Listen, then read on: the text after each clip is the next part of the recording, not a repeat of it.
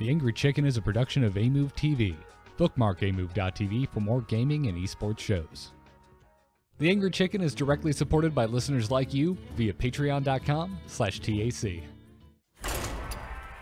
Everyone, get in here!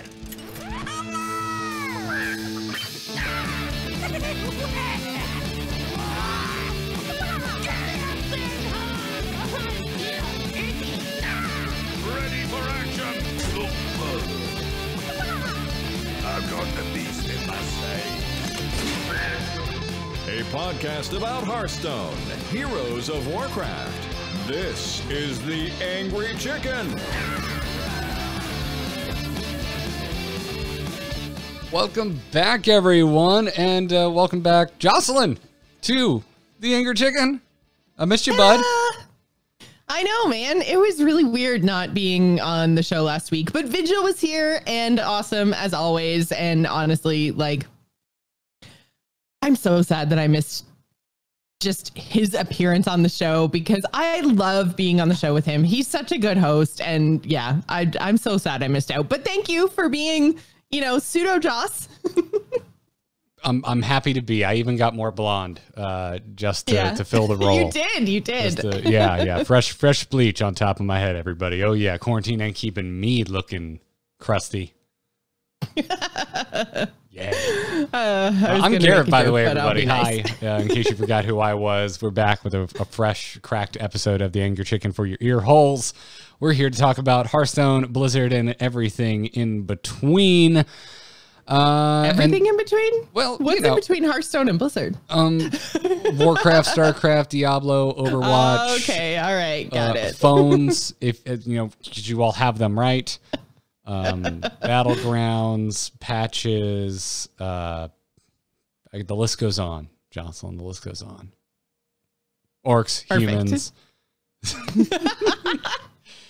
Yeah, so missed you last week, but it was great having Vigil back on. Dude is eloquent in explaining his passions and strategies in the world of Hearthstone, which makes sense. He sings in a band. I would imagine somebody who's eloquent with words there would be eloquent with words in other aspects of their lives.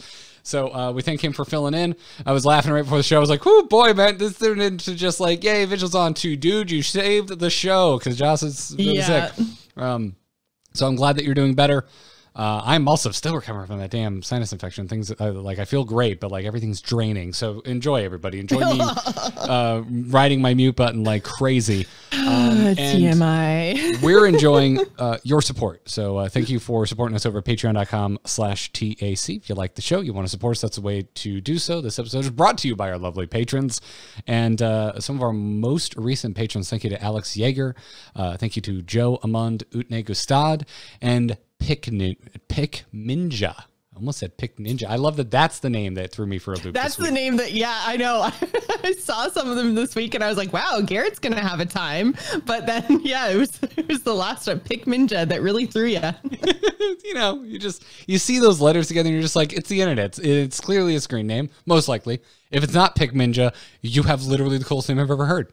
So either way, but you see those words together, you're just like screen name, internet, ninja, clearly, Obvi. It's like when I see like multiple X's together, I just assume a Sephiroth reference is following. It's like XXX underscore Gogeta Roth 42069. That's just every rogue that ever killed me in Vanilla World of Warcraft. That's just the names I assume. So thank you for the support, everybody. Head on over to patreon.com/TAC. Give it a look. We got some perks. Ad-free feed, Discord access, all kinds of stuff. For the taking, for however much you would like to subscribe to our show for. As I clap, which is terrible podcast etiquette. That's okay. Yeah. I'll allow it. This one time, you ever clap again, you're off the show. Oh. I need to check what access did I give? Can Jocelyn kick me off the show? What keys did I give her? I need to check my LastPass and see what you have access to. Anyways, got a great show for you today. We're going to talk about Grandmasters, a Nosdormo exploit that's driving everybody crazy, the cancellation of BlizzCon. We also have a interview with Mr. Jack, the concept artist that streamed last week, the entire concept and completion of next month's Fairy Dragon card back, which I am in love with. I cannot play enough Brightwing in Heroes of the Storm. I love fairy dragons. They're wonderful. This is where you and I agree on color palettes. It's also, it's a rainbow color palette I can absolutely get behind. I'm going to use the crap out of this card back when it comes out. Me too. I really liked watching the stream. I thought the concept they came up with looks great. Like I can't wait to use it. I'm currently using, I think, last month's card back, which was like the Sporegar type, like lit up neon blue and purple mushrooms. So like obviously totally in my wheelhouse. But yeah, I'll switch it up for fairy dragons. Nicely done. I think my favorite has been set to the Halloween card back since you've been able to set a favorite card back, I think. So, because I think that came after I got the Halloween card back, because I think it was from the very first ever October in Hearthstone's history. I think so. And then I think for a really long time, I used the Winter Veil one, because again, that was like, yeah, the first Christmas in Hearthstone was when you could get that one. Now you can get it all, or no, it's the gingerbread one that you can get all the time now. Yep. I think the one with the Christmas lights is still unique-ish. Yes. Old. Yes. Anyways, a collector's item. That's it. We'll call it a collector's item. Yes, it is. And so we have plenty to talk about today. So let's get into it. This week's Hearthstone news. Good news, everyone. So Grandmasters continues. We are entering the final week, Jocelyn, of Round Robin. It feels like just yesterday. We were like, oh, Round Robin's going to begin. I really liked that weird, cool, bring all classes, ban them, and see if anyone play. Seeding thing, yeah. Yeah, that was really rad. And now I'm just like, if I see one more Priest Mirror match, my eyes are just going to bleed. Yeah, but I mean, things are really getting real now. We've got, this is the last week. So this Friday, Saturday, Sunday is the last set of matches that's going to decide who gets relegated first. So 2 people at the end of this weekend are going to be gone from each different region, which is kind of crazy to think of, because relegations felt like they used to be so few and far between. And now it's just like, bam, we're just going to cut people left, right, and center. Get ready. Yeah. It's and there's a lot of people pretty close or basically tied in the lower ranks. So this last week is going to be quite interesting. I'm sweating for, some of my old favorites. Like first of all, EU is insane. And the bottom 4 in EU Division B is Tice, Kalento, Zim, and Pavel. Like, what? These were like the untouchables. Also, the bottom 2 in Division A are Hunter Ace and Felkine. What is this reality that we're living in, where all of the names I just rattled off are in danger at the bottom relegation. Of divisions? Yeah. Well, and I mean, like the bottoms of Division A, so like the Hunter Aces of the world aren't necessarily in. Or actually, they aren't at all. No, the bottom 2 of Division A are going to fight the top of the bottom 4 B. No. The bottom 2 in Division A fight the top 2 in B, and then 2 people from those get chosen to go to the finals, or like to the end playoff thing. Gotcha. Yeah. So the Division A is not at risk of being relegated. Division, and then I guess technically if you were in the bottom of A and then you lost the play-in, then you play off against the I guess 5th and 6th.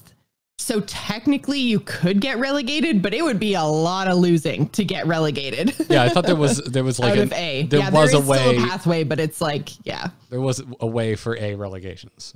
But it's much longer than B, because we are going to get 2 people straight up relegated out of Division B, and then 2 more people from Division B will have to play off for it. So, I mean, I'll be completely honest. I'm really worried for Purple, because he's already played 6 of his 7 matches, right? So he only has 1 win. So at most he can have 2.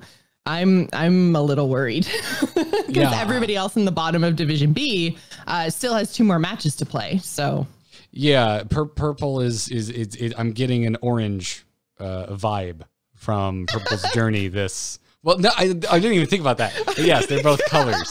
They're both colors, and they're like super besties. They're also both like they're pillars of Hearthstone esports. Yeah, like I don't like purple and orange. The players they're synonymous with like top tier Hearthstone play in my mind. And so it's much like I was getting weirded out watching Orange go through all the tiebreakers and crap that eventually ended in him relegating out of Grandmasters. It felt kind of surreal and like I just didn't believe it. Like I'm like, it's Orange. Orange will find a way out of this, and he didn't. And so I'm getting similar feelings with Purple, which makes for great story and great viewing, and there are stakes, which is a criticism I had of the first season of Grandmasters, and yet then I'm like, oh crap, here I am crying for Bloodsport, and it's like, oh, but I like Purple, and I can't imagine Hearthstone esports with him not currently in Grandmasters, so it's wild for sure. But overall, like Priest Mirror match jokes aside, I've really enjoyed this first season this year. It's good. It's good Hearthstone. Yeah, it's overall has felt a little bit more dynamic than Grandmasters in the past. And I think it's because the relegations are happening so soon. So it feels like there's more stakes, but it also feels a little bit more balanced because we did have the 3 weeks of Swiss in order to seed everybody. So I feel like now we're kind of in more of a place where it's like, it feels like people in Division A are really deserving of being there. And same with B. Like it feels just much more competitive, I guess, than previous iterations of Grandmasters. So I'm totally on board with this. I think that the meta is maybe a little bit too solved. Like you said, like enough of the priests already, like we're done. But at the same time, like that's kind of bound to happen. So I'm okay with it. But we're in week 10 now of Grandmasters, and it doesn't even feel like that. No. That many weeks, right? No, it has. But a meta is going to get figured out over 10 weeks. Exactly. And honestly, the meta, and it's not for lack of intervention by Team 5. Like there have been the most balanced updates I think we've ever seen in this short of a span in an expansion's life cycle, which makes sense. New class, like it kind of, I was surprised by it as it was happening. And now like in retrospect, I'm like, I shouldn't be that surprised. It's the first time we've ever added a new class to the game. Of course, there's going to be a lot of adjustments, but it's also like it's so unique because we have all these balance adjustments, but they're really they're dealing with like the real top end of power level, and it's like there's still a lot of power left. Like they're just kind of smacking down like the biggest moles in the game of Whack-A-Mole, and there's still a bunch of really jacked moles doing Kamehamehas like full Super Saiyan in these other regions of the game. Like the power level just across Hearthstone right now is just kind of nutty, and so it's so unique because in the past we've had metas, with really volatile power levels and spikes and all that kind of stuff. And a balance patch has come in and it's wildly shifted the way that the meta is and the decks that are being played. And that hasn't really happened. Like Demon Hunter is still more or less the same deck, even though we've been smacking it down and smacking it down. Now it's just a fair version of basically the same deck list we've been watching, playing against. Yeah. And that's just, again, it seems really unique to me because in the past, anytime we've gotten any sort of balance change, it really shifts things around. And it feels like this time it's not really shifting much around. The decks and the archetypes are more or less the same over the majority of this Grandmaster season. So it's interesting, even if, I have my own personal gripes, but you know what? It ain't Evolved Stone. It's the kind of thing. It's like count your lucky stars. Exactly. If you played Hearthstone for a while, like there's always going to be something that kind of grinds your gears, get you goat, whatever euphemism you want to use. Analogy, I guess, would have been euphemism and insinuates something else. Yes, it does. But I was like, hey, Garrett's really passionate about Hearthstone. I'm not going to step on my goat. Yeah. So the point is you need to put it in perspective and like remember the times where there were like truly problematic standouts, which I would much rather be watching playing this meta that we're currently in than like going back to Evolved Zone days. So, and then before that there were other bad apples and bad offenders. Examples as well. Yeah. So overall, really happy with this, even though I am like like pulling on my neck a little bit, sweating for some of my favorite, like basically lifetime Hearthstone pros. So it's kind of and I mean, one person I totally agree with you with the relegation and some of the big names that we're seeing. I think Kalento and Tice are another two over on the EU side that are, you know, have been around just as long. But I am also really excited for like the up and comers. And I mean, Language Hacker, he's second right now in Division A, and this is his first season in Grandmasters, and he's actually been doing something really cool. He's been like going back through like his deck choices and plays and all that kind of stuff from each week of Grandmasters and putting them up on YouTube with like with analysis. And he's killing it, man. Like I'm really enjoying watching him play and watching his content. And I mean, he's Canadian, so I was gonna root for him anyways, but yeah, he's also doing very super well. So don't do it a disservice by disclosing your Canadian bias. That's actually really rad. I didn't know they were doing that. What, do you know what his YouTube is? That's really cool. I'm not 100% sure. Yeah, because I just always click on the links through. I just follow him on Twitter. So he always posts them on Twitter and I just click through from there. So I don't know what his YouTube channel is. You guys know me. I don't YouTube well, so we'll try and dig it up. But yeah, just go. He's Language Hacker on Twitter. Go follow him there. Gotcha. Cool. We'll try and dig it up and include it in the notes for you folks in post. So well, rad. Well, we've got, again, we're entering the final week of round robin. It's gonna get real interesting from here on out. Expect us to keep checking in on Grandmasters as it unfolds. Let's move to Exploit Town, to which Nosdormu is the mayor once again of. This was brought to my attention by a link to a HearthstoneDecks.net article. I heard some people talking about it, but like it was one of those things where I read it and I'm like, it can't be that simple. And so like Hearthstone-decks.net collected a bunch of different highlights. I'm like, oh, it really is. This is one of the simplest exploits I have ever seen in the history of Hearthstone. Usually you read about these exploits and you're just like, I'd be mad if I wasn't so impressed, because you got to do so many things and so many different, very specific random things have to happen to actually get this exploit. Yeah, it's like, how did you ever even figure this out?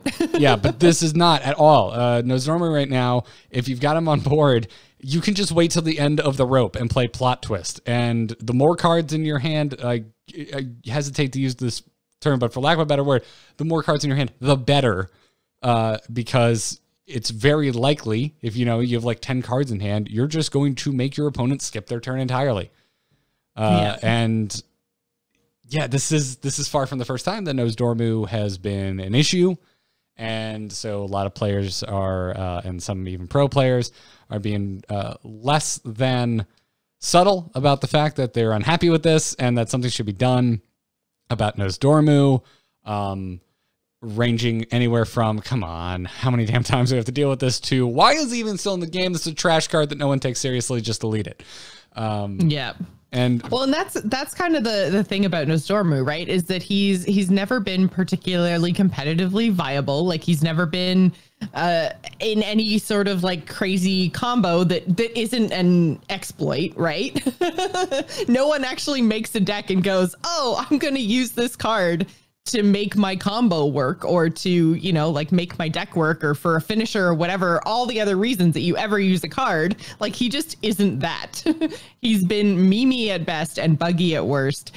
And when he's part of the classic set, it's just like, why not just Hall of Fame him? Why not Hall of Fame all the dragons? But why not just get rid of him? Like there's no real reason to keep him around, because he's causing all these problems. So, I mean, there was even, in the article from HearthstoneDecks.net that we're going to link to in our show notes, there's even a tweet from, I guess, a fan who linked to something from Broad when Broad was still there. And he was like, yeah, Nosdormu is the worst card. It's so buggy all the time. Like we have so many problems with that card.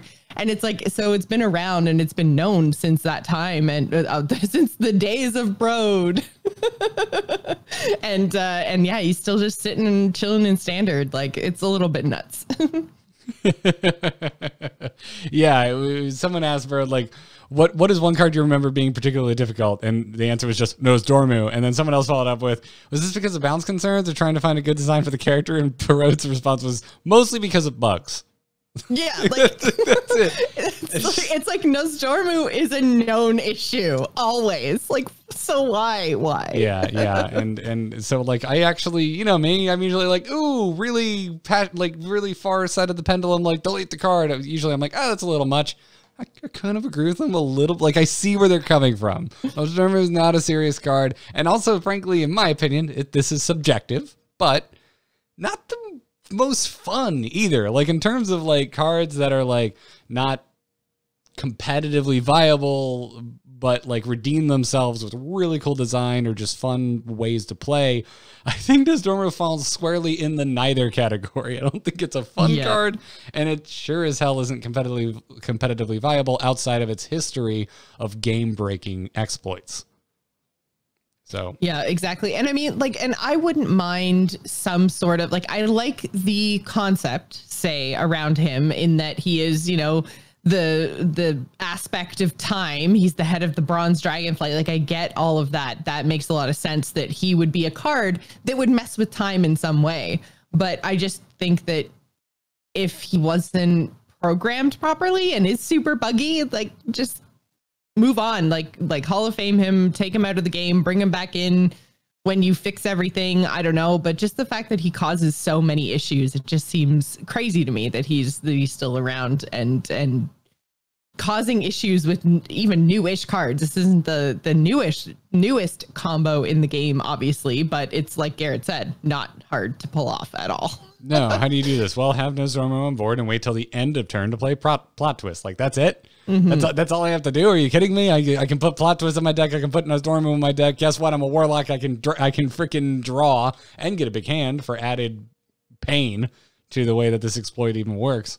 So yeah, the official Play Hearthstone Twitter did tweet out saying that they're aware of quote instances where playing Nosdormu can skip your opponent's turn. This is being actively investigated as a bug. We are working on a longer term fix for Nosdormu related bugs, but in the meantime, please continue reporting these issues as they crop up.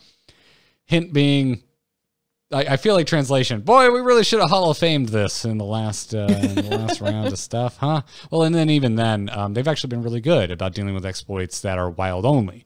So, like, I don't think Hall of Faming Nosdormu is good enough. Like, something needs to be done about the card in general. I don't know. Like, I would like to see something like really out of the box. Like, actually, maybe removing the card and then like give us a Nosdormu hero. Like, hey, Nosdormu's being removed. Everybody just gets Nosdormu as a hero. I don't know what class would Nosdormu be. Priest. First neutral hero card. Can't stand it right now. That'd be interesting. You just put a little hat on him for every class. Yeah, sure. Yeah, but I don't know. But yeah, like I would be open to some sort of like game mode that used his kind of effect that like messed with turn times or whatever, because then that's also something you can like opt in or opt out of. Proxylox in the chat room is saying that Nos is also really bad for people with disabilities, and No Hands Gamer, who's been in a lot of the Masters Tour events lately, like he's doing really well, was talking about how badly it can screw him up in a match. So I mean, if it's not the most accessible card, it's causing all kinds of issues. Like, yeah, I think a deactivation and revamp would be great. I think a mode could be interesting because that's something you can either choose to play or choose not to play. Because I do think it's kind of cool. The idea of like speed Hearthstone, that's a neat idea. That was an email last week. I think both Vigil and I were like, yeah, it'd be cool if, I'm opting into it, obviously. Well, yeah, exactly. And that's the thing, like you're opting into it, right? It may or may not. It could be like very Battlegrounds-esque, not a competitive mode, not like the main way you earn rewards in Hearthstone. Hey, just something for fun. Is very competitive. Or do I just take things too seriously and remove all the fun for myself? I think little bit of column A, a little bit of column B. I think I learned something about myself today. Yeah. But yeah, so I mean, I totally understand that he can create some fun scenarios, but if he's creating bugs like this, it's basically like getting the mage quest reward, right? But not having to do anything for it, really. More or less. Yeah. So, anyways, it's a known bug. we'll see what they do about Nosdormu. I have to imagine they're kind of at their wits' end at this point. Yeah, I would think so. But there's a long-term fix coming, guys. So just don't exploit bugs. It's called the digital shredder. You just take the card. Yeah. Sorry, Rip Nosdormu. Nos. Although that would be sand in your shredder. I can't imagine that's really good for the teeth. Oh, yeah. That's no good. That's no good. You know what else is no good? Well, actually, you know what is a total mixed bag of emotions is BlizzCon officially being canceled for 2020. Executive producer of BlizzCon, Sarah Lynn Smith, posted an update on BlizzCon 2020 yesterday confirming the event's cancellation. Sarah Lynn wrote saying, quote, ultimately, after considering our options, we've come to the very difficult decision to not have BlizzCon this year. Interestingly, though, an online event was alluded to. Sarah Lynn continued saying, we're talking about how we might be able to channel the BlizzCon spirit and connect with you in some way online. We'd want to do this as soon as we could, but given that this is new-ish territory and the different factors involved, it will most likely be sometime early next year. So BlizzCon online, January, February 2021? Yeah. And okay, I'm glad that you kind of prefaced all of this by saying it's a mixed bag of emotions, because I have definitely been on a roller coaster since this was announced. I'm sad that the event won't be happening because I know it is just so central to so many people's years. Like, a lot of people use this as their vacation. I know for Garrett, you and I, it's the one time of the year we get to see each other. And I know that's true across a lot of different people and a lot of different relationships. Like, BlizzCon is your place that you see your people once a year. So, but that was my sad feelings. But then my happy feelings was like, because of my job and being a contract employee, I don't actually have any vacation. So I didn't think I was going to be able to go this year. So now I don't have anything to miss out on. It's like so selfish. And I felt so bad, but I saw that it was canceled and I was kind of like, yay. Well, I mean, granted, a little fair, a little selfish, a little tiny bit, no, but totally that's okay. selfish. Like, I am completely aware, but that was like my immediate gut reaction was I was like, I don't have to stress about not being able to go anymore, or like trying to figure out some like wild and wacky scheme to try to get there. Like, it's something off my plate, which in these times, things off your plate is a really nice kind of mental break. So I was kind of happy, but then I was also sad because I know it means a lot to a lot of people. So well, I share that feeling as well, because it, like, had they had it, I'm not sure I would have felt comfortable going. And so like, but you would have felt the obligation, right? So right. Well, to a certain degree, but I may not have gone. Katie and I were having really serious conversations about if we were even going to plan to go this year. On top of personal note, nobody cares, but it's our 5-year wedding anniversary. Aww. When BlizzCon usually happens, because we got married right before BlizzCon. Also, wait, it's been 5 years. It was 2015. It was October 2015. It is now. We will be approaching October 2020. Probably tomorrow at the rate time is currently slipping because of its continued irrelevance. But you're going to get in super trouble because you forgot to get an anniversary present because you thought it was still months away. And then it turns out to be tomorrow. And you're just like, when did October happen? And no one can tell you. Yeah, exactly. So my point being is, like, I totally understand where you're coming from, because I was having, like, even before all this was kind of, before the official cancellation, was having serious conversations about, like, am I even going to go? And I kind of came around to, like, hashtag streamer privilege. If I wasn't going to be doing a panel or anything official, like, asked by Blizzard to go do anything, I probably would skip, because I don't think I'd feel comfortable going, just because, like, it is such an absolute international affair. People come from every corner of the globe. There's so much air travel. There's so much cross-contamination happening. Exactly. And such close quarters. I mean, they would have to have, in order to keep the attendance numbers the same, they would have to have a venue that was like 4 to 5 times as big as the Anaheim Convention Center, because you just couldn't keep that many people apart. They physically don't have the space, right? So, and I'm certain that's a conversation they had, right? When they say, like, when they looked at all of the options, I'm sure that was one of them. Like, there is a BlizzCon team now. Like, this is their job. I'm certain there was the money I would pay to be a fly on the wall in those meetings. Because as someone who doesn't have to perform that job, it would be very entertaining to see the conversations I've had. I'm sure if you are in that role, it has been absolutely the most stressful point in the history of your job position. So I feel for you. But you're absolutely right. Like, it's not feasible right now. Like, things are looking better for sure. But come then, who knows? Yeah. And it's just like, Sarah Lynn Smith wrote in the first update where they were like, hey, we're not sure what's going on. Like, people plan for this way in advance. You need advance notice. As I wrote on Twitter, I think it's 100% the right call. But as you and I are talking and moving and working through right now, I have big time mixed emotions. Because then I started thinking about it, and I'm like, after the year we've had, going to BlizzCon would be the most amazing thing I could think of. The most amazing way to actually kind of put COVID-19 behind me. Like, selfishly feeling like, well, man, maybe you'll do that in 2021. Exactly. I hope. I really do. Yeah. I really do. Whenever I get to see you and Kyle and our listeners and like do a live show and go to BlizzCon and all of that stuff, get wrecked in the Hilton lobby like a total, jerk. Like, it's gonna feel amazing. And so really, hey, Angry Chicken listeners, you come out every year in full force. I'm going to miss you all. And I could really, really use hanging out with you all right now, like more than ever before. Same. That's my final thought on BlizzCon being canceled.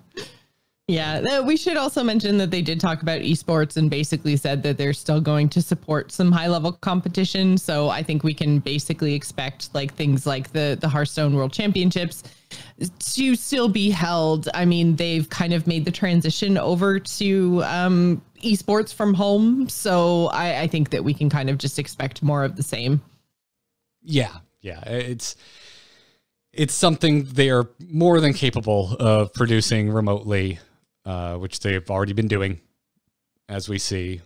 I mean, and it's even different depending on which esport it is, right? Like I'm still enjoying GSL, and they're still using their studio. There's just no audience, like, which is wild, and now I'm just used to it. Like, it's just this is just the reality that we live in right now, and I've become numb to it, I guess. But there's no reason esports should not happen. It's just gotta happen in your PJs and your sponsored jersey. And that's okay. And there's nothing wrong with that. Exactly. No, not at all. And so if you'd like to read the statement in full, it's on the official BlizzCon website right now. We'll have a link in the show notes for you. Speaking of sponsors, we have one to thank today, and it's Harry's. Harry's is back sponsoring this episode of The Angry Chicken. Speaking of, attire right now, business on top, PJs on the bottom, Harry's has got your grooming needs covered because, for me, my face is on top. I don't stream my feet. Take that as you will.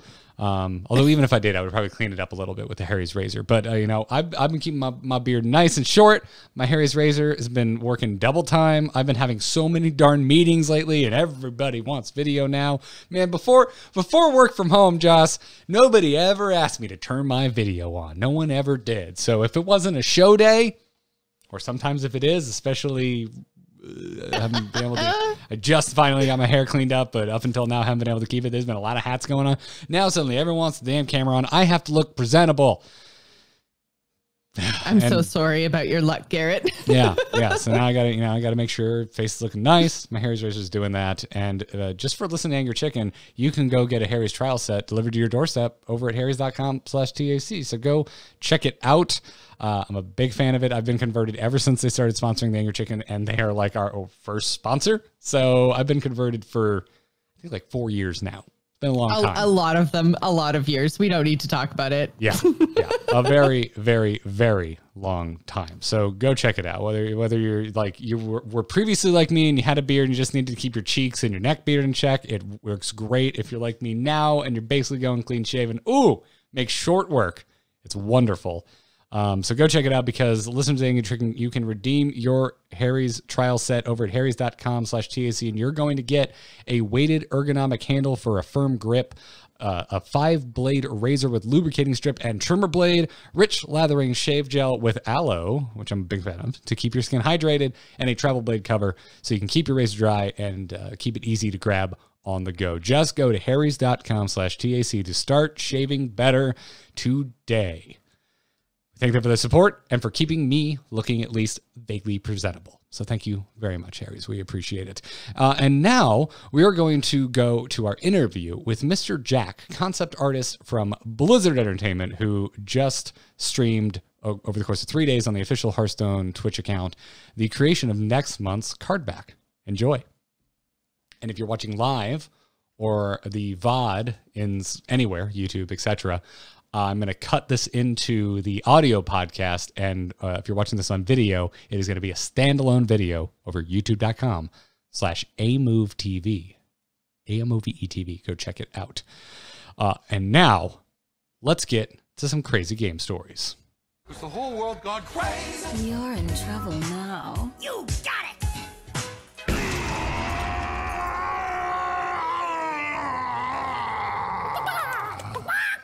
You can send your crazy game stories to tacpodcast@gmail.com. If you're a patron, drop them in the Discord. You can skip the inbox entirely.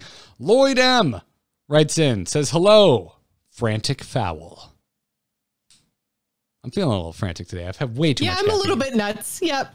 A little crazy. A little crazy. I even got to see some friends from across a pool this weekend. I'm still going crazy. That's crazy. It's not enough. It's not enough. Anyway, Lloyd M. writes, hello, Frantic Fowl. I recently had an interesting game with my Tempo Elemental Dragon Mage deck. I'm already interested just in your deck. Against a Battlecry Galakron Shaman. Why doesn't my games look like yours, Lloyd? Man. Whew, that sounds fun. Things started off bad for me as I drew all my late game cards and had to constantly remove his annoying minions, so I ended up taking a fair bit of face damage. My opponent gets me to around 10 health and turns into Galakron, summoning his Rush Elementals, then passes the turn. This late in the game, I was able to turn into the amazing Reno, and poof, his minions were gone. Best effect ever. I believed that until, I don't know, the 37th time it happened to me. But the next rounds go back and forth with me chipping away at his health as he starts to run low on cards in hand. I end up on 4 health with my only out being Power of Creation, discovering 2 taunt minions for me. Hooray! I get 2 Violet Wardens, 4/7 with taunt, and +1 spell power for my trouble. I've finally leveled the playing field. My opponent sends me a few emotes on his turn before running his 2 minions into my strange wizard tanks. Then I never thought they are strange wizard tanks. I never thought about that. That is strange. What's Battle Mage confirmed? Whatever the case is, the opponent passes their turn. I assume he was admitting defeat. I've got this in the bag. Bring on the next game. But wait. Reno, what are you doing? Reno's passive hero powered cast Dark Possession. Deal 2 damage to a friendly character. Discover a demon. Random targeting hits me. And thanks to the +1 spell power minions on board, I die from exact lethal thanks to Reno's BS hero power. Thanks, Reno. You are truly amazing. I love this story so much. This is a good one. This is a good. We've had a lot of crazy game stories. This is just chef's kiss, quintessential crazy game story right here. Yep. Yay, 2 tank minions. I'm gonna or 2 taunt minions. I'm gonna live. Exactly what I needed. Yeah. I've got it in the bag. Bring on the next game. Oh no, you Reno, you idiot! What are you doing? See, what Reno was doing was reversing the balance of power because you shouldn't have won that game. And Reno was like, nah, those 2 taunt minions, that's some BS. I'll fix it for you. It's not that it's not that Lloyd shouldn't have won that game, but I'm certain, Lloyd, you dig deep. Dig deep. And this is probably why you felt comfortable enough sharing this tragedy with us. Dig deep. I'm sure you can think of multiple games that you won because of Reno that you really had no business winning. It's called playing Mage in Hearthstone right now. It's basically just winning games you have no business winning. But, that's just me. Priests, mages, and a little bit of rogue right now. I'm like, come at me. I'm so done with your random nonsense. Well, priests aren't random. It's just get bored. They bore me out of the game. But mages right now and a little bit of the rogue with a random generation is, I'll get you.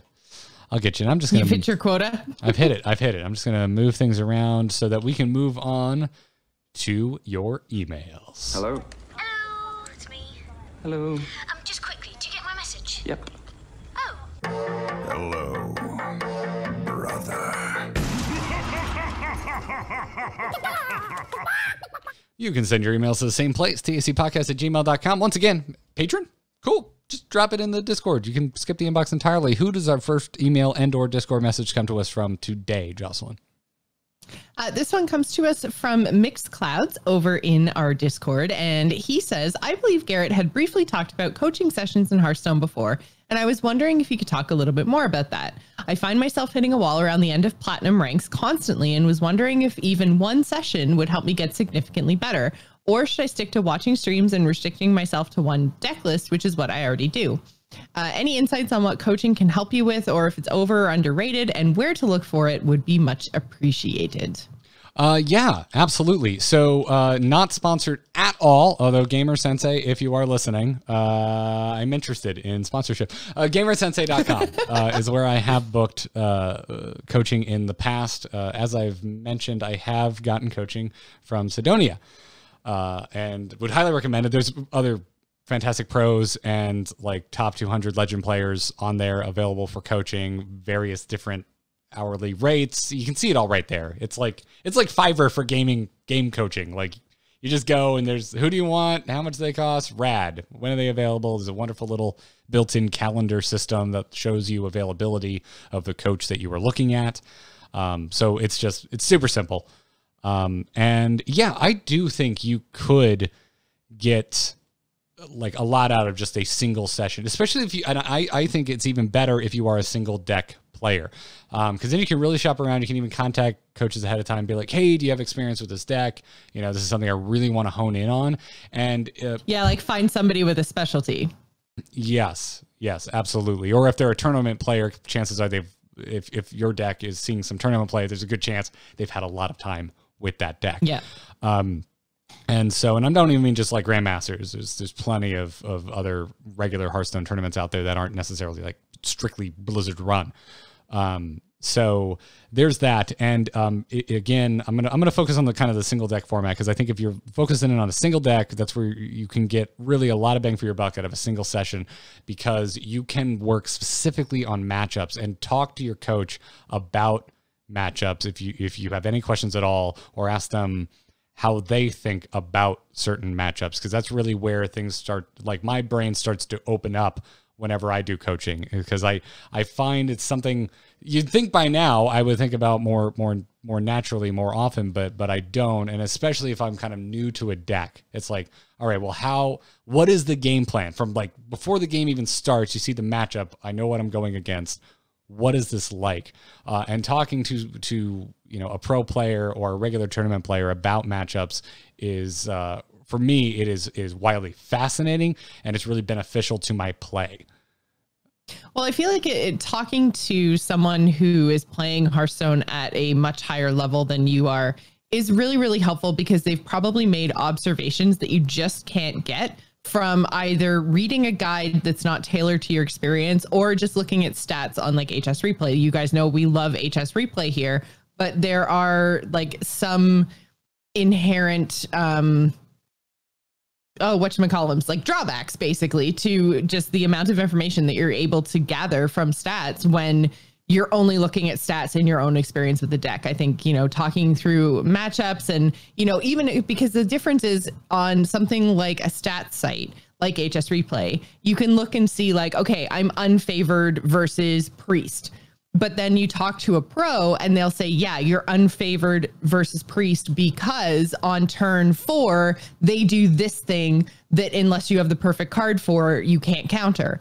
And this is how you find that card, and this is how you counter it, or this is how you tech against it. And they can kind of like walk you through bringing that matchup a little bit closer, or what to do in the situations where the bad thing happens, like how to come back from it. And those are things that stats just really can't tell you.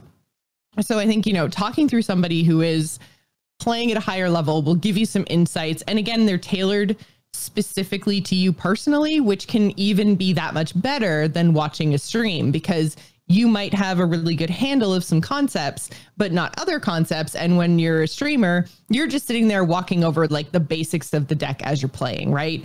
So you may or may not be able to shore up somebody's individual knowledge of the deck with your broad statements. So I think that there's a lot to be said for the whole one-on-one experience. And I think it's definitely worth it. And you did say, Mick, as well, that you do watch streams, which I think is a great starting point, because the other thing about getting coaching, especially in a one-on-one environment, is often personality. Just like finding somebody that you know that you gel with, that you can fail a lot in front of and that you can, navigate that social situation too, because that's definitely a part of it. So if you already watch a streamer, a lot of them, if you check below the stream in like their Twitch bios, or if you go over to their Twitter page, they'll often say either I do coaching or available for coaching or whatever, but they'll have some sort of like email address, you can contact them or whatever. So if you find somebody that you like to watch explaining decks to you anyways, that's a really good starting spot as well as a site like Gamer Sensei. But like if you found a personality you already gel with and you like the way that they explain things, that's a huge part of coaching too. So I think that, starting with streamers you already kind of gravitate towards and see if they offer it. That's also another avenue you can take. All well said. Yeah, I'm a big proponent. And like the very first time, like I was kind of considering, it felt kind of weird. It's like, getting coaching for a video game, paying for that. It seems kind of weird, but it's like, I used to pay for guitar lessons, there was a point in my life I got golf lessons. I was very young. I hate golf. But like, if you're into a hobby and you want to get better, I don't see why, paying for coaching in a video game is any different than paying for lessons or coaching in any type of more traditional hobby, instrument, sport, etc. So, yeah, I'm a really big fan. I like it a lot, having finally gotten some like coaching under my belt. That wasn't just like a buddy, right? Going in with your friend who is better than you and being like, hey, I want to suck less. Anyways, well, that's the thing too. If it's something that they're doing to try to make money, that they're going to have more experience than just like, hey, friend, let's sit down and try to figure this out together. Like, it's going to be a good streamlined use of your time going to a professional coach. So yeah, I would definitely recommend it. If you're in a place where you have a specific goal that you like want to get to, X rank, or you want to learn how to play better with this deck, or you want to try your hand at Masters Tour, like anything you want to do to just kind of elevate your game. If Hearthstone is your thing and that's going to provide value to you, then yeah, it's definitely worth it. Agreed. Go check. Give it a try, Mix. There's plenty of affordable coaches out there. It's just see if you like it. Andy writes in and says, "Hey, Joss and Garrett, just our normal names. I'm not used to that. Every time, I know, right? Every time it's refreshing. Thank you, Andy. Hey, Andy." Every time I make a deck, I wonder what other people name their decks. As for me, and as you might expect from my ramblings about dust value and numbers. Oh, sorry. Yeah, this came from a much bigger email. Oh, wonderful. Thank you for truncating. A very, very big email. Okay. As for me, I am a very organized, nerdy person. I like having named all my decks in a specific pattern. So what I do is give all the decks the name of the core and most iconic card. For example, my beloved Mill Rogue is of course named Cold Like Oracle, and the Paladin OTK deck has to have the name Uther of the Eben Blade. How do you go about it, or do you just don't care because it's a cringeworthy habit of mine? I don't think it's a cringeworthy habit of yours. I don't do it as much now, although I do have a few, like the decks I play kind of on the regular, they do get names, and they give like names from me. Oh, are you one of those like custom mage, custom rogue, custom warrior? Oh, like, yeah, that's how you have your deck names? It's whatever HS Replay calls them, because when I'm just like rapidly trying out decks, whatever, like, if like, I don't know, like if I've only played like 15, 30 games or something, it's not going to get a name. But if it's something I've really grinded ladder with, eventually I name it. Like right now, but like mine are usually, so here's what you need to understand about me, listeners, when I name my decks. So I tried very hard to keep my podcast PG-13. And a lot of the work I do outside of podcasting is in a pretty professional atmosphere. You know, I can't just fart and cuss all the time. But I love South Park, and I grew up on punk rock. I cuss like a sailor, and I find cussing and like fart jokes hilarious. So most of my deck It's literally names, why Garrett and I are friends, guys. yeah. Most of my deck names are very vulgar. Usually involve a lot of cussing. They're usually very judgmental about the deck. Although right now my Dragon Hunter deck, which is like my main, just I need to grind, get work done deck, is just called I'm Sorry, because my win rate with it is stupid. It is silly. It's one of the most consistent win rates I've had in the history of Hearthstone, probably since like mid-range Paladin, because I just got that deck so dialed in. I have a mage deck because I really, as I've mentioned before, I really don't like mage right now. I hate playing against it, but I like playing it. Like, it's a fun deck to play. I can't deny that it's one of the more fun decks in Hearthstone to play right now. But I have also titled it Random Bullshit. That is the name of my mage deck right now. Because that's what the deck is. So yeah, all of it's like, I'm not going to repeat the names of really big offenders from the past. Like back when Yogg was in, there was multiple uses of the F word. And I was going to say, I know for a fact that you used to and probably still do, but when you have a deck that you have teched specifically against one other opponent, you always name it F and then whatever the opponent is, like F Mill Rogue. Yep. F, yeah. F Mill Rogue. I don't even remember what my F Mill Rogue deck was. What was my F Mill Rogue deck? I don't even remember. Probably some way. But yeah, that is Garrett's naming convention, guys. When he's specifically sick of something, I wouldn't be surprised if right now he had like an F Priest deck or something. I don't. It's just my Dragon Hunter deck. I just try to kill them before they bore me into conceding. So yeah, that time I'm Sorry is my anti Priest deck at the moment. But yeah, that's pretty much it. And then other things, I don't know. Every now and then I just have like cute names for things. I've been playing a lot of COD again on weekends. I really like the new Call of Duty, and I haven't liked Call of Duty this much since like the Modern Warfare 2. And I do the same thing in there. All of my Call of Duty loadouts are like named after like specs in World of Warcraft.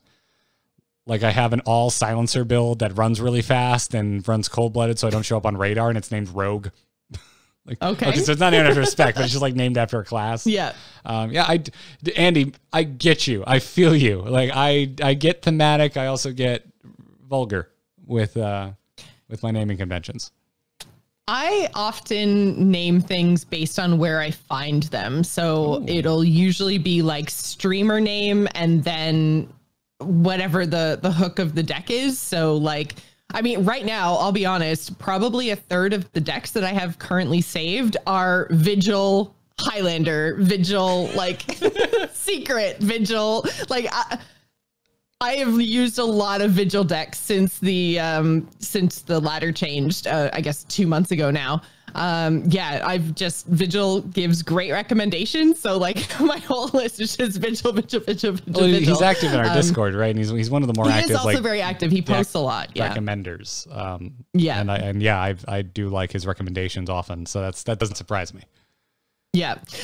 So usually it'll be like player name. So I know where I got it from, because the other thing that I find really helpful is once I start playing with a deck, and especially if it's a little bit off from what everybody else is playing, then, or like it's a new concept or something. Cause I have a couple people I follow on Twitter, which I can put links to them in the show notes if you guys want. But, they're basically like, they aggregate a lot of different players, especially from like the Masters Tour level. So people that I might not necessarily be already following or familiar with. They're just a really great repository for like decks. And so usually what I'll do is I'll grab those and then I'll grab whatever the player name is, so that I know if I can't figure it out, if I can't figure out how to play it. Normally there's a Twitch stream or a YouTube video or like an explanation with like quick tips or something in their Twitter account. Like it gives me like a touchstone to go back to. So I have pretty practical deck names when I'm trying to climb. When I'm just playing around, especially at the beginning of an expansion, the punnier the better. And I can't think of any off the top of my head, of course, but yeah, like the stupider the pun, the more I'm likely to use it in a deck name. You do not disappoint. You are such an on-brand human being. It's great. It's just yeah. I'll laugh at anything. So nice. Well, thanks for asking, Andy. And thank you for sharing with us your like inner secrets about how you play Hearthstone. That's great. Yeah, you're definitely not alone. Although at the moment I also have plenty of just like Tempo Warrior. Yeah, whatever was named on HS Replay, because I just haven't played that many. Yeah, see, mine is like way better than that because mine say Vigil Temple Warriors. So I'm just next level, Garrett. Come on, catch up. I'm gonna like purposely make the next few Vigil recommendations like really deep cut references to TGI songs. That's what I'm gonna do. Perfect. That's what it's gonna be. Well, thank you for writing in. Folks, keep the emails coming, tacpodcast@gmail.com. And again, patrons, drop us messages right there in the patron Discord. If we're hanging around, we might just talk to you in real time right then and there, or include it on a future episode. Sometimes both. Some people are like, I have an answer for this right now, but we'll also talk about it on the show. And I'm like, click, there you go. So check it out. That brings us to the end of this episode. Speaking of our patrons, thank you so much for supporting us. If you like our show and you want to support us, patreon.com/TAC is the best way to do so. It's an opt-in subscription. You know, whatever you want to give, whatever you can give, we really appreciate it. It all adds up and helps us put as much time as we do put into this show. Other than that, thank you to our patron producers. Thank you very, very much, Declan H. and Cheesy Bob, for your generous support of the program. If you'd like to become a producer, check out the Patreon. The back catalog of Angry Chicken, every episode we've ever freaking done, can be found at amove.tv or over at youtube.com/amovetv if you want to see clips of the show with some added visual interest. We have started editing our clips for the Angry Chicken. Or if you want to see the entire VOD uncut in its raw version, head on over to youtube.com/amove2. Numerical 2, not 2 spelt out, amove2. Thank you, everybody, for subbing over there. We now have a custom domain. It's delightful.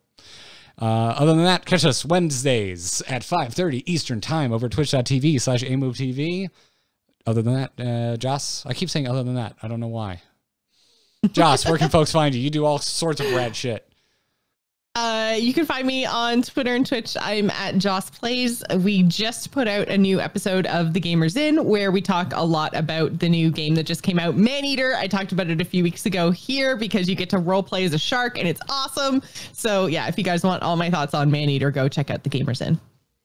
You and sharks, and also Me Jason and sharks, Statham. man. I don't get it. I don't get it. Sharks are the best, man. Sharks are the best. Folks, you can follow me on Twitter at GarrettArt. amove.tv is the place for all of the podcasts that I do, this one included. Check out Into the Nexus for Heroes of the Storm. Let's Talk About Star Wars for Star Wars, and WoW Killer for World of Warcraft, as well as the random cocktail stream on Fridays at 9 p.m. Eastern Time on twitch.tv/amovetv. Katie and I brought it back, Cocktails in Quarantine. We did it last Friday. We do it on Fridays when we feel like it. We're not committing to Jack. Oh, okay. I was like, you brought it back. It went away. we stopped for like 3 weeks. So I was just kind of burnt out and tired. So there was like 2 weeks where we're just like, I'm just run down. I just want to watch a movie and sit in my underwear on the couch. I don't want to do anything. And then like, we're coming back on week 3 after 2 weeks off. And then I got a sinus infection. So yeah. So it's back as of last week. Cocktails in Quarantine. It's a lot of fun. We just hang out in our kitchen, make drinks, and hang out in a virtual bar, essentially. So check it out. That's going to wrap it up for this episode of The Angry Chicken. Thanks so much for watching, listening, however you get the show. If someone's transcribing it to you on a telegraph, we appreciate you getting it that way. Until next time, job's done. Job's done. Buy Spoons says one of their decks is named Kibler's Questicle. That's good. That's a name. Whatever. It's been a while since I've just ripped off a Kibler deck list, but the next time I do, it will be called That's Hilarious, because it's a direct quote from Kibler when I broke a bunch of glass shit at the Hearthstone Summit, and he was behind me in line. I'm sorry, Kibler. I know you wanted that yogurt. I've had Thrall with me all I know. episode. It's, He's just been perfectly chilling. in He's frame. been so cute. So great. Bailey is very asleep, or I'd call him over. Hey, Bailey, you okay, bud? Okay, yeah. He's so old. I'm just like, you're alive, right? Big Spoon, you rode Kibler's Questicle to legend. That just sounds painful. Oh, man. Jesus. Y'all need Jesus. Oh, calm down, Florida man. Go get your chainsaw on a stick. It's called a pole saw, and I needed it. I guess there's also a manual pole saw, which I do have for very quick, like just little dangling bits. Yeah, I know how it sounds. I heard it, and I don't care. Okay. Get your innuendo out of here. Never happen. It'll never happen. My favorite rogue name in the history of World of Warcraft was my buddy that had a rogue named Inurendo. Which is appropriate because rogues always come from behind. Yes, they do. That's great. Well, thanks for hanging, everybody. That was wonderful. Lance, dude, good to see you. I'm really sad I won't be seeing you at BlizzCon this year. Maybe things will get good enough, but also flights will stay so low. Maybe I'll just take a fun trip out to Southern California at some point. Just like thinking about any sort of travel is wonderful right now. It's like how I spend my day, but it's my daydreaming right now. It's just thinking about going anywhere. Just like, I've been thinking about the cottage a lot lately because I already knew that I wasn't going to get to go away for my week like I normally do because, again, no vacation. But I was like, oh, maybe I could just like go for a weekend or something. But our government's being like, no fun, stay home. And I'm like, fine, government. But I'm going to be pouty about it. Well, what you going to do? Chat room, make sure you be pouty. So the video will probably not go up for a few days, but make sure you keep an eye out on the YouTube for the interview with Mr. Jack. I had such a great time talking art with him. It's going to be added into the audio version of the podcast immediately. I'm gonna splice it in. The video version we're going to do some edits on, include some actual like examples of work and art, and make it look nice. So will probably be our second clip of the week. We'll probably clip out probably the BlizzCon cancellation, maybe even the Nosdormo Expo. This is actually quite the clippable show we have this week. Quite the clippable show. Yeah, I kind of thought that when we got to the BlizzCon cancellation story. I was like, man, I probably should have put the timestamps down for the other ones, but well, such is life. I'll find them. Yep. So, rad. Well, chat, you've been awesome. We're going to bring the stream down and get this posted. Thanks for hanging. Talk to you soon.